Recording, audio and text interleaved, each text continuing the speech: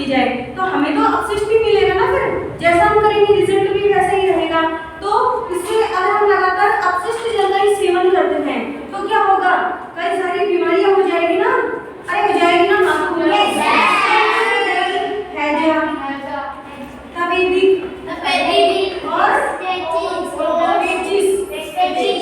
ये किनसे होती है, बैक्टीरिया की वजह से।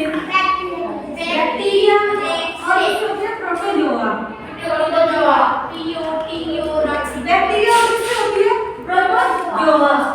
कुछ कम्युनिकेबल डिजीज हो जाती है और कुछ नॉन कम्युनिकेबल, मतलब कुछ तो ऐसी होती है जो एक जने से दूसरे में फैल जाती है और कुछ नहीं फैलती है। ठीक है, हैजा कौन से बैक्टीरिया से होता है, विवियो, और ये करेक्ट कोलेरा और पेचिस साल्मोनेला। अलग अलग तरीके के जो बैक्टीरिया होते हैं ना, उनसे क्या हो जाती है, बीमारी हो जाती है। ये जो मैंने तीन बीमारी बताई ना, हैजा, तपेदिक और पेचिस, ये किससे होती है, गंदे पानी का सेवन करने से, अपशिष्ट जल का सेवन करने से।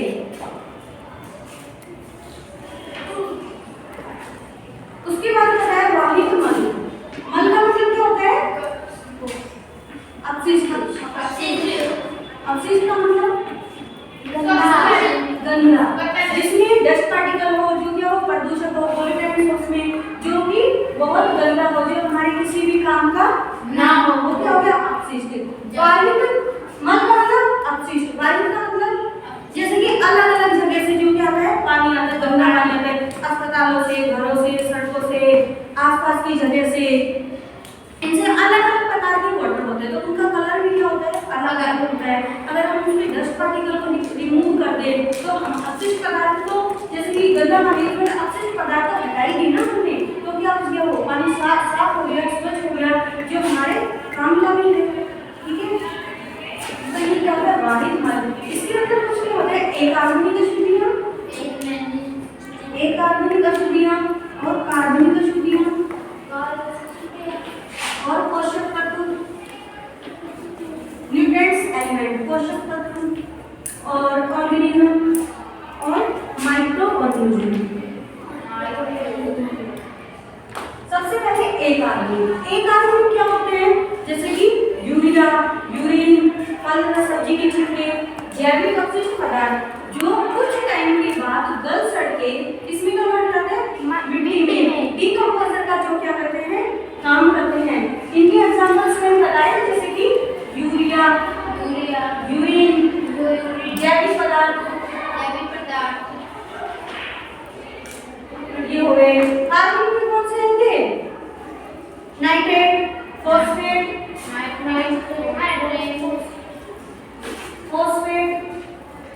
और मेटल्स, मतलब धातुएं, मेटल्स, पोषक तत्व, नाइट्रोजन और फॉस्फोरस।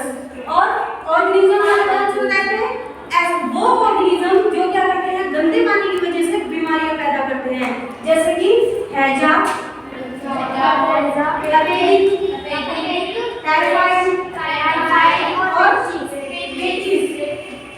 और क्या हो गया, पेचिस। ये चार बीमारी किससे होती है, गंदे पानी का सेवन करने से या गंदा खाना पीना खाने से, इससे ये बीमारियां होती है।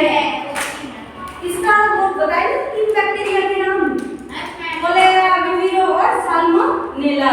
इसकी वजह से क्या हो जाती है, काफी बीमारी हो जाएगी ना, गंदा पानी और गंदा खाना के सेवन से कई बीमारी हो जाएगी इसके अंदर। तो फिर ये क्या ऑर्गेनिज्म है, ये बैक्टीरिया प्रोटोजोआ की वजह से जो होती है।